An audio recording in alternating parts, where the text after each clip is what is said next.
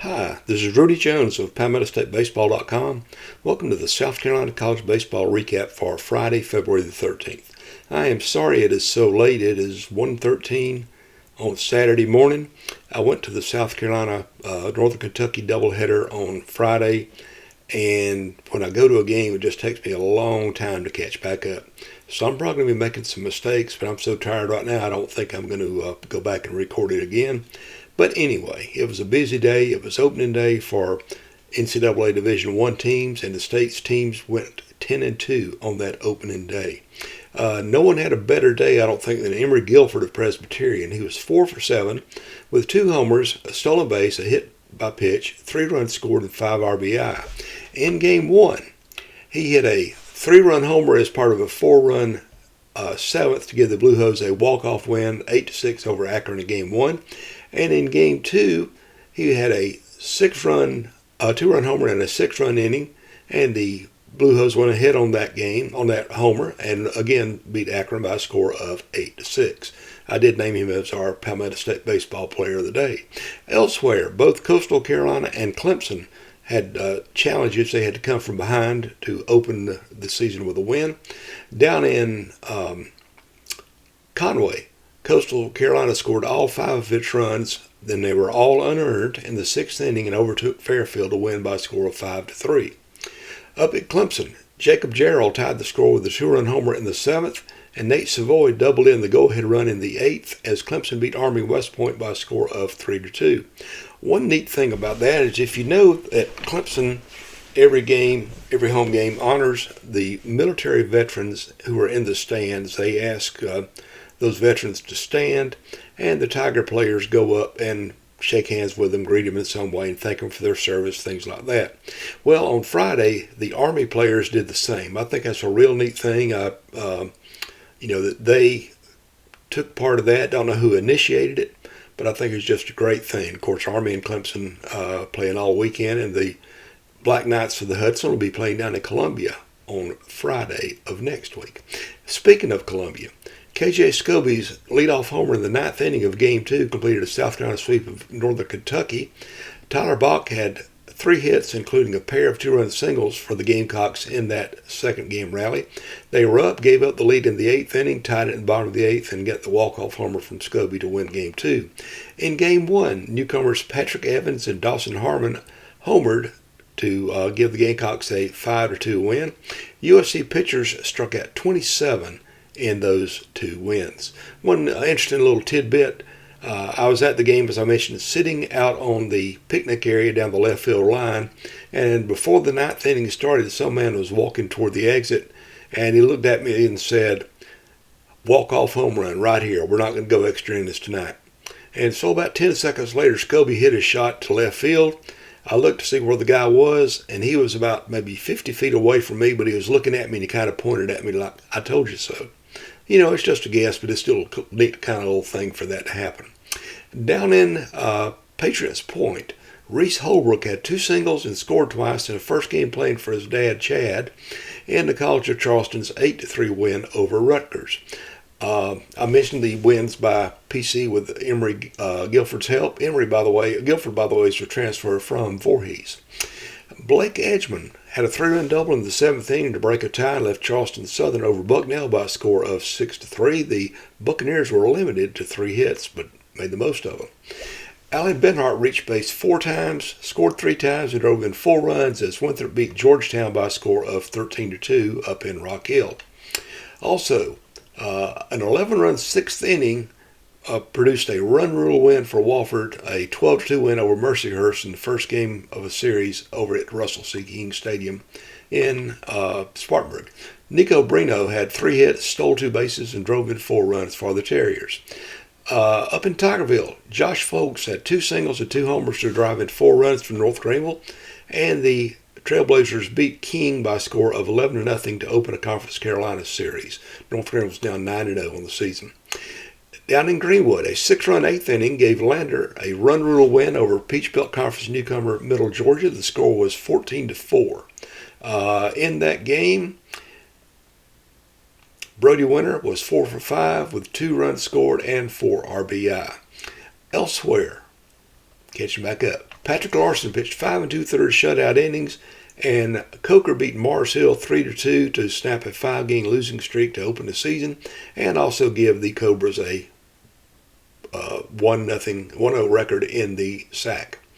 Down in Florence at Sparrow Stadium, I told you I'm sleepy.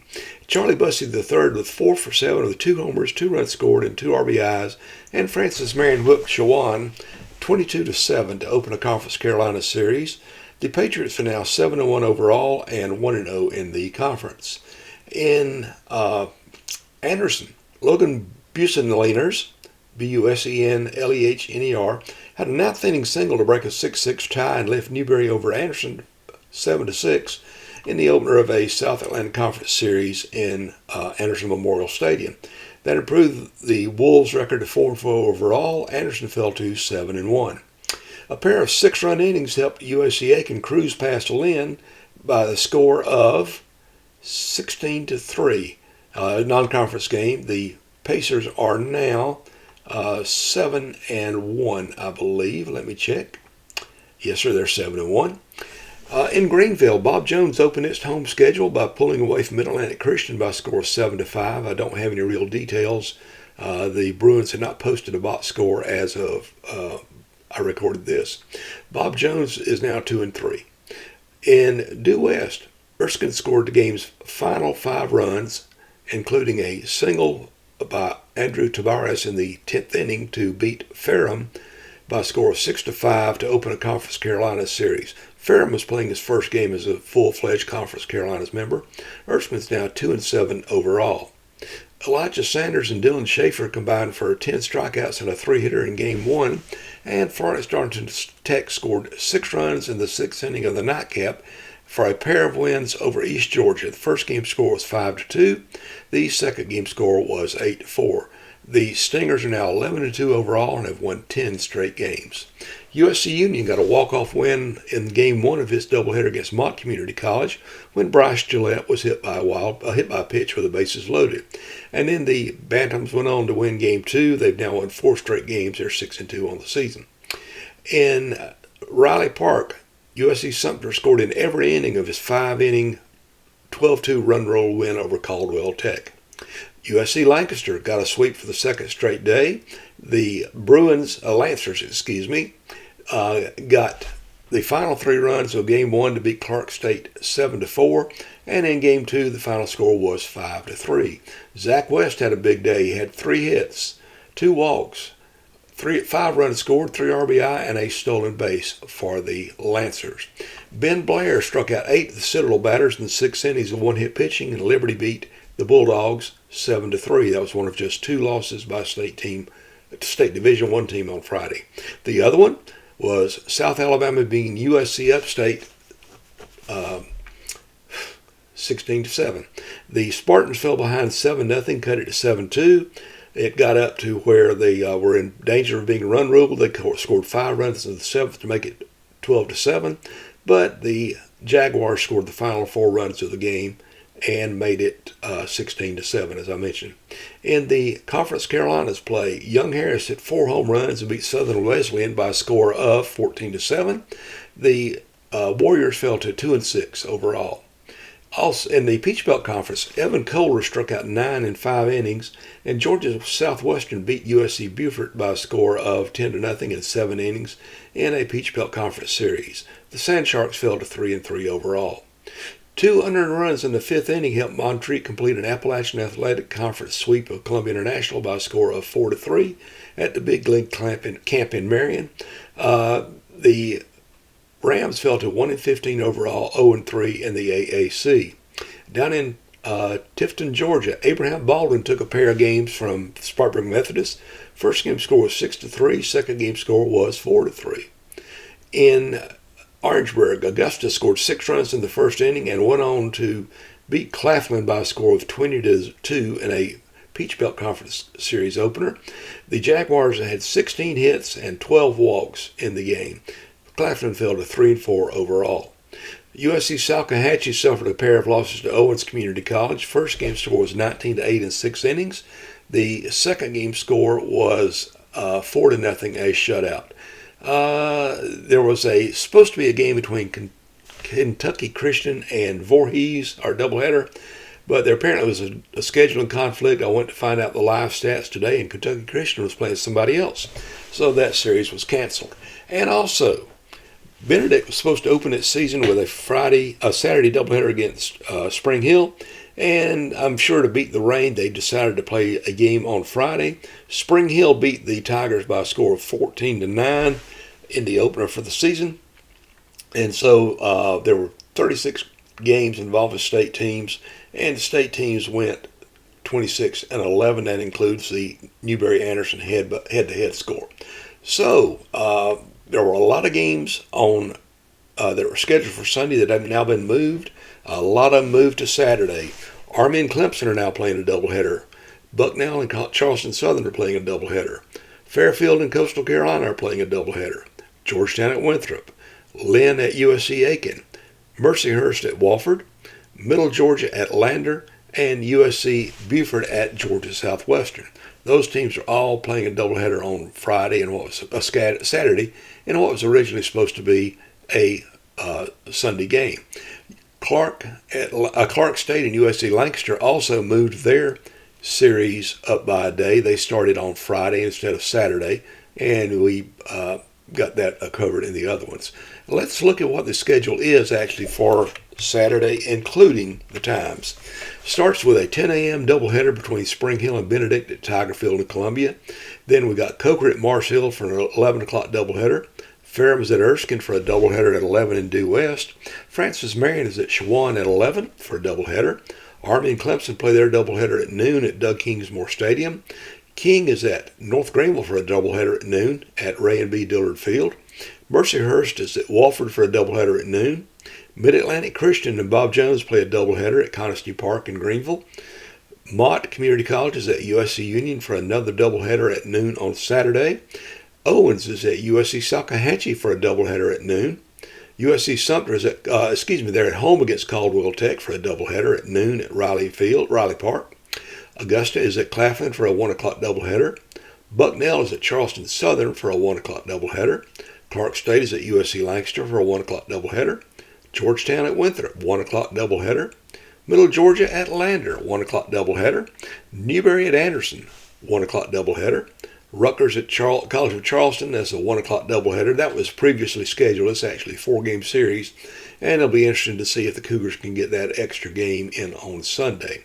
Southern Wesleyan is at Young Harris for a 1 o'clock doubleheader. Spartanburg Methodist closes out its series at Abraham Baldwin with a 1 o'clock game. Akron is at PC for a doubleheader at 2 o'clock. Fairfield and Coastal are playing a 1 o'clock doubleheader. I think I mentioned that earlier, but I didn't fix this schedule yet. Fairfield and Coastal for a doubleheader at 1 o'clock Saturday. Lynn is at USC Aiken for a 2 o'clock doubleheader. Northern Kentucky and South Carolina complete their series at 2 o'clock at Founders Park. USC Beaufort and Georgia Southwestern are playing a doubleheader. That is at 1. USC Upstate is at South Alabama at 3. I guess they must be out of the weather because they're still scheduled to play on Sunday. And Liberty and the Citadel are scheduled to play at 5 at the Joe in Charleston. There's always, I guess, the possibility that the Citadel and College of Charleston game, there's always a possibility the Citadel might try to move Sunday's game to a doubleheader. We'll just have to see how that works. Also, in anticipation of the weather, the Harford at Florence Darlington Tech series games set for Saturday were canceled, as was a Lackawanna at Florence Darlington Tech on Sunday.